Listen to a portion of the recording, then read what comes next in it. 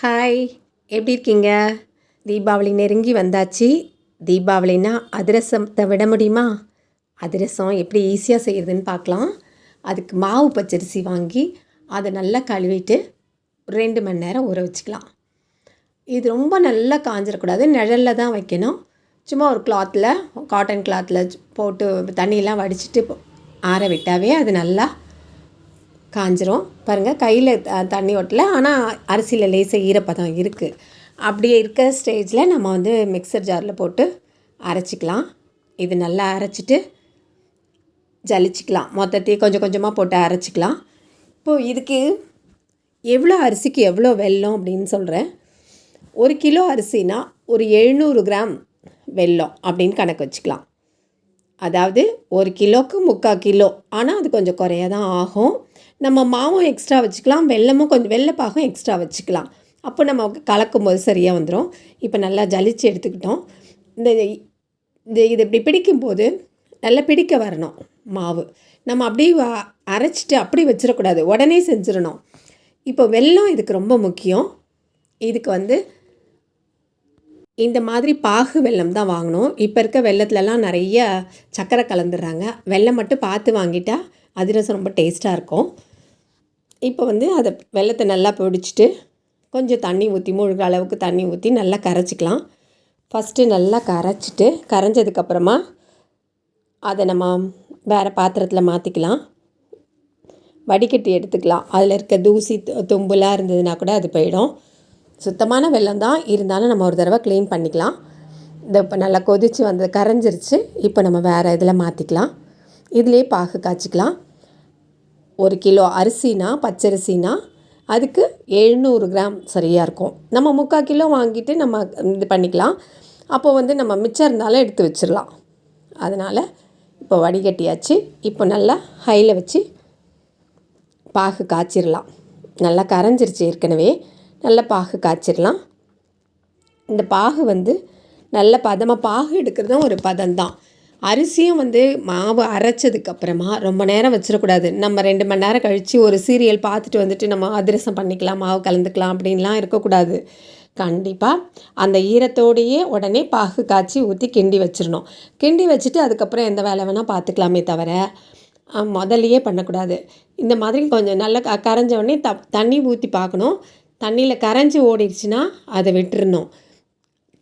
நம்ம இந்த எடுக்கிற பதம் தண்ணியில் ஊற்றினோன்னா அப்படியே நல்லா கரையாமல் லேசாக உருட்டுறதுக்கு வரணும். கையில் உருட்டுறதுக்கு வரணும். எடுத்தால் அப்படி வரணும். இதுக்கு பேர் தக்காளி பதம்னு பேர். இந்த பதத்தில் இருந்தால் தான் நல்லாயிருக்கும். அதனால் இந்த பதம் வந்ததுக்கப்புறமா அடுப்பு ஆஃப் பண்ணிடணும். ஆஃப் பண்ணிவிட்டு உடனேவே மாவில் கலந்துடணும். இந்த மாவு கூட, அரிசி மாவு கூட நான் சுக்கும் ஏலக்காவும் கலந்து பொடி பண்ணி வச்சுருக்கேன், அதையும் போட்டுக்கிறேன். இப்போ உடனே ஊற்றி கிண்டிடலாம். மாவு தனியாக கொஞ்சம் எடுத்து வச்சுக்கலாம். ஏன்னா நம்ம வெள்ளைப்பாகு ஜாஸ்தி இருந்ததுன்னா போட்டுக்கிறதுக்காக. வெள்ளைப்பாகு ஜாஸ்தி இருந்தாலும் வச்சுட்டு திருப்பி வேறு எதுக்காவது யூஸ் பண்ணிக்கலாம். மாவு கிண்டும் போது நம்மளுக்கு அந்த பதம் தெரியும். அந்த பதம் வந்தோடனே நிறுத்திக்கலாம். அதனால் இப்போ நல்லா கலந்து விடலாம். கொஞ்சம் கொஞ்சமாக போட்டு கிண்டலாம். மொத்தமாக ஒரேடியாக போட்டு கிண்டிட வேண்டாம். அளவு இவ்வளோ தான் எடுத்து வச்சுக்கணும். ரெண்டுத்தையும் தனித்தனியாக கொஞ்சம் எக்ஸ்ட்ராவே எடுத்து வச்சுக்கணும். நம்ம அரைச்சி ஜலிச்சு வச்சுருக்க மாவை கொஞ்சம் எக்ஸ்ட்ரா வச்சுக்கணும், சைடில் வச்சுக்கணும். நம்ம இப்படி கிண்டிட்டு ரொம்ப கிளுக்கிளுன்னு இருந்தது அப்படின்னா கொஞ்சம் போட்டுக்கலாம். இதே இப்போ நம்மளுக்கு இது சரியாக இருக்குது. இப்போ நல்லா எடுத்தாச்சு. போதும், மாவு கிண்ணதெல்லாம் போதும், எடுத்து வச்சிடலாம். இதை அப்படி மேலே கொஞ்சம் லேசாக நெய் கூட தடவிட்டு அப்படி வச்சிடலாம். வாசமாகவும் இருக்கும், காயாமலும் இருக்கும். அதுக்காக நெய் தடவி மூடி வச்சிடலாம். இது 2 நாள் கழித்து கூட செய்யலாம். நல்லா இருக்கும். இப்போ நான் ஒரு நாள்லேயே எடுத்துட்டேன், அடுத்த நாளே எடுத்துட்டு கையில் கொஞ்சம் நெய் தடவிட்டு அப்படி கொஞ்சம் ஓரத்தில் எடுத்து பார்த்தா கரெக்டான பதத்தில் இருக்குது. இன்னும் ஒரு நாள் இருந்தால் கூட நல்லது தான். காய நல்லா இன்னும் நல்லா ஊறி நல்லா டேஸ்ட்டாக இருக்கும். சரி, நான் எனக்கு அவசரமாக வேணுங்கிறதுனால நான் இப்போயே எடுத்துட்டு இப்போ ஒரு தட்டு மேலே எண்ணெயோ நெய்யோ ஊற்றிட்டு இதை இந்த மாதிரி ஒரு உருண்டை எடுத்து வச்சு ஒரு சின்ன கிண்ணத்தில் வச்சு ப்ரெஸ் பண்ணேன். ரவுண்டு வந்துருச்சு. இப்போ எண்ணெய் காய வச்சிடலாம். எண்ணெய் நல்லா காஞ்சிட்ருக்கு. ரொம்ப காஞ்சிடக்கூடாது, ரொம்ப கொதிக்கக்கூடாது. கொஞ்சம் அப்படி இருக்கும்போதே நம்ம சிம்மில் வச்சே சுடலாம். அப்போ தான் அந்த மாவு வந்து ஒன்று போல் வேகும். இல்லைன்னா மேலே தீஞ்சிருச்சுன்னா உள்ள மாவாக இருக்கும். அதனால் நம்ம வந்து பார்த்து செய்யணும். இப்போ மெதுவாக ஒன்று ஒன்று எடுத்து போடலாம். கொஞ்சம் பொறுமையாக செய்யலாம். வெந்ததுக்கப்புறமா ஒரு சைடு வெந்ததுக்கப்புறமா திருப்பி போட்டு மறுபடியும் அதுவும் வெந்ததுக்கப்புறமா எடுத்துடலாம்.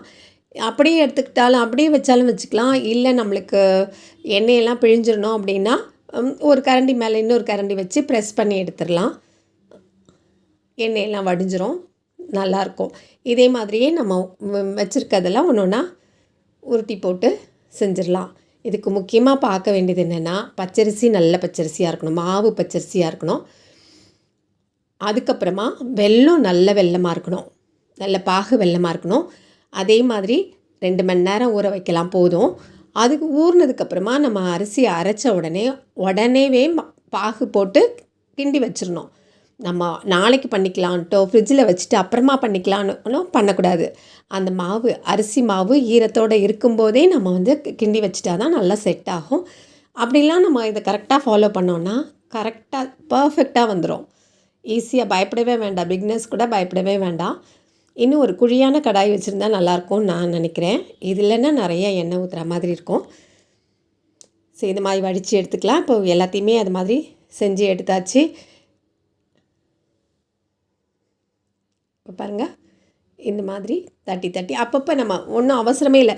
இந்த மாவு அப்படியே எடுத்து வச்சுட்டு கூட வேணுன்றப்ப கூட செஞ்சுக்கலாம். ஒன்றும் உடனே சுட்டு தான் ஆகணும் அப்படிங்கிறதெல்லாம் கிடையாது. இது வந்து இன்னும் ஊற டேஸ்ட்டு தான் கொடுக்குமே தவிர ஒன்றும் கெட்டுலாம் போகாது. நல்லாவே இருக்கும். நல்ல ஒரு வாரம் கூட வச்சுருந்து செஞ்சு சாப்பிட்லாம். இன்னும் ஃப்ரிட்ஜில் வச்சுருந்தோன்னா நம்ம அப்படியே இன்னும் நல்லா வச்சுருக்கலாம். அதனால் நம்ம நிறையா செஞ்சிட்டோம் அப்படின்னா இந்த மாதிரி ஸ்டோர் பண்ணி வச்சுக்கலாம். இல்லை நம்ம தேவைக்கு தான் போட்டிருக்கோம் அப்படின்னா நம்மளுக்கு சுட்டு எடுத்துக்கலாம். ஒரு 2 நாள் ஊறுச்சுன்னா ரொம்ப டேஸ்ட்டாக இருக்கும். நீங்களும் ட்ரை பண்ணி பாருங்கள், ஈஸியாகவே வந்துடும். அப்புறம் என்ன, இந்த தீபாவளியை நல்ல சூப்பரான அதிரசத்தோட கொண்டாடலாம். நம்மளும் சாப்பிட்டுட்டு ஃப்ரெண்ட்ஸ் அண்ட் ரிலேட்டிவ்ஸ்க்கும் கொடுக்கலாம். இப்போல்லாம் எல்லாத்துக்குமே ரெடிமிக்ஸ் வந்தாச்சு. முறுக்கு வேணுமா, ரெடிமிக்ஸ் மாவு வாங்கி அப்படியே பிசைஞ்சு அப்படியே சுற்ற வேண்டியது தான். அதிரசம் வேணுமா, அதிரசம் அப்படியே கிளறி வச்சுருக்க மாவு இன்ஸ்டண்ட்டாக கிடைக்கிது, அப்படியே வாங்கி அப்படியே டக்கு செஞ்சிடறாங்க. என்னதாக இருந்தாலும் நம்ம ட்ரை பண்ணி செய்யும்போது அது நல்லாயிருக்குன்னு மற்றவங்க சொல்லும்போது ரொம்ப ஆசையாக இருக்கும்ல. அதனால் கண்டிப்பாக நீங்களும் இந்த மாதிரி ட்ரை பண்ணி பாருங்கள். பிகினர்ஸாக இருந்தால் ட்ரை பண்ணி பாருங்கள். பெரியவங்களுக்கெலாம் தெரியும். நோம்புக்கெல்லாம் கண்டிப்பாக எல்லோரும் வந்து அதிரசம் செய்வாங்க. அதனால் பயப்படவே வேண்டாம், ஈஸியாக செஞ்சு பார்க்கலாம். ஒரு தடவை தப்பானா கூட என்ன, அடுத்த தடவை பண்ணும்போது கரெக்டாக வந்துடும். நம்ம அளவு மட்டும் கொஞ்சம் பார்த்து வச்சுக்கிட்டோம் அப்படின்னா, எக்ஸ்ட்ராவே கொஞ்சம் வெள்ளைப்பாகு இருந்தாலும் சரி, அரிசி மாவு இருந்தாலும் தனியாக எடுத்து வச்சுட்டு நம்ம பண்ணோன்னா தைரியமாக செஞ்சிடலாம். அப்படியே வந்து மாவு ரொம்ப கொஞ்சம் தண்ணி ஆயிடுச்சுன்னா அரிசி மாவு கலந்துக்கலாம். இல்லை மாவு ரொம்ப டைட்டாகிடுச்சுன்னா லேசாக வெதுன்னு தண்ணி வச்சு பிசைஞ்சு எடுத்துக்கலாம். இல்லைன்னா பால் தெளித்து பிசைஞ்சிக்கலாம். அதனால் பயப்படவே வேண்டாம். பாருங்கள், இந்த ரெசிபி உங்களுக்கு பிடிச்சிருந்தால் மறக்காமல் லைக் பண்ணுங்கள், கமெண்ட் பண்ணுங்கள், ஷேர் பண்ணுங்கள். எல்லாருக்கும் இனிய தீபாவளி நல்வாழ்த்துக்கள்.